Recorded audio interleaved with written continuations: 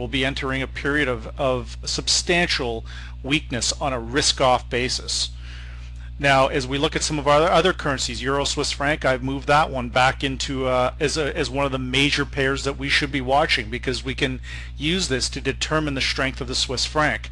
The peg, or the apparent peg at 120, Swiss National Bank doing a very good job holding that. We can see now our key level from vantage point has moved all the way up to 123.26. When they originally moved the market from 110 to 120, the vantage point predicted moving average at that time was way down at 111. So it's taken quite a bit of time for these levels to be calculated up here, and they've had to work this off, but it's holding. And I still recommend longs buying down to this level.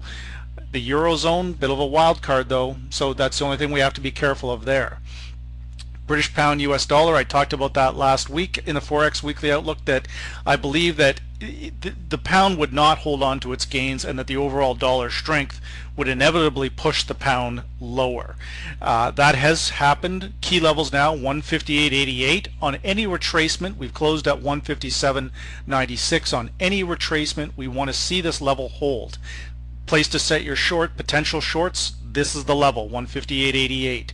We can see that we have the triple EMA cross is completed to the downside finally, but again we're a little, not maybe a touch oversold here, but again the markets don't go straight up and they don't go straight down. There's going to be a corrective move here, and the main thing is we watch that area closely. Our main indicators, predicted MACD, predicted TSI, and the vantage point, short, medium, and long-term crossovers, all pointing down.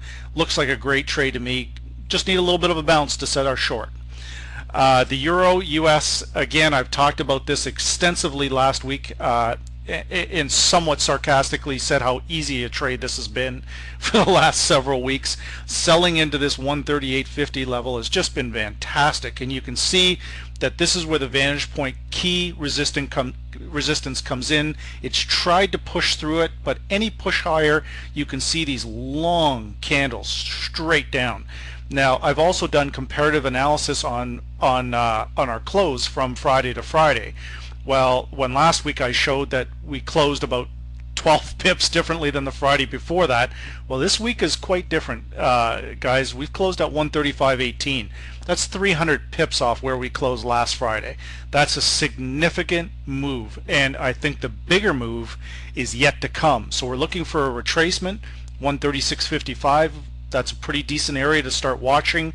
In this particular case, in very powerful trends, even the 3-day predicted moving average can be used as a pivot at 135, but I would be a little more comfortable closer to the 136 level setting the shorts.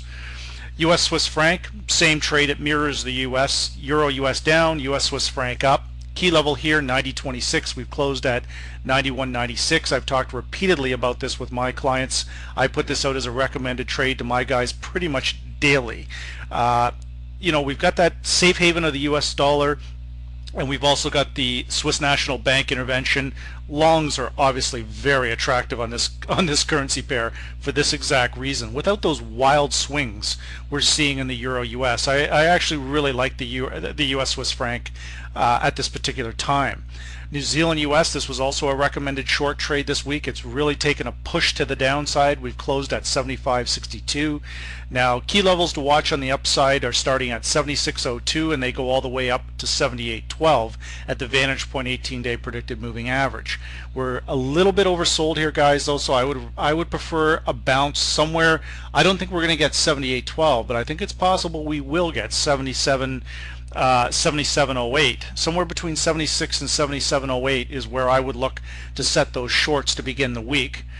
Now, the US Canadian pair, another one. This one's finally starting to make that move to the upside. Our key level now comes in at 101.78, 102.16, and 102.61. 102.16 is a pretty good area to look for your long positions to start the week.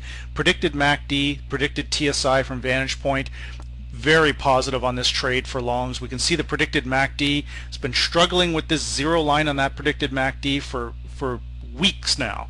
Finally breaking above there. I think we're going to get a pretty good move here to the upside on this particular pair, respecting the fact we're also this is a risk off currency. So as long as risk is off, US CAD, you buy on dips. Very, very important. Dollar yen, this one's enough to drive anybody to drink, to be perfectly honest. When we look at this one, you know, the intervention is just not working. And with the Swiss franc off the table, this is where fundamentals have to come into play here.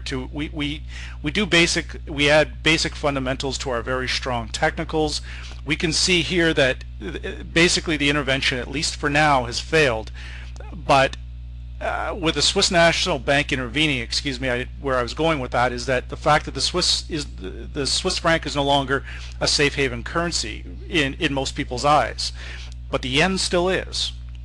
So until there's a joint effort here again to fix this, there is downside risk, but in my opinion, it's also a pretty decent buying opportunity, because I believe that the Japanese yen will eventually succumb to a very significant US dollar strength.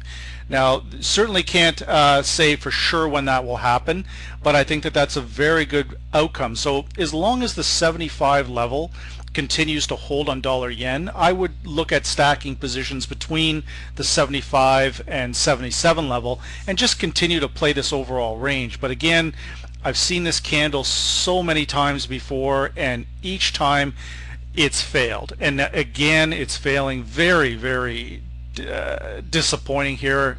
In my opinion here, the dollar yen is a worthwhile pair, but it should be right now, from a fundamental standpoint, this thing should be at about 120, not at the 77 level. So, but again, that just goes to show you that technicals and fundamentals can clash. In this particular case, the technicals are clearly winning out. So with that said, again, this is the Forex Weekly Outlook for the week of November the 21st, 2011, and my name is Greg Furman, market analyst here at TraderPlanet.com.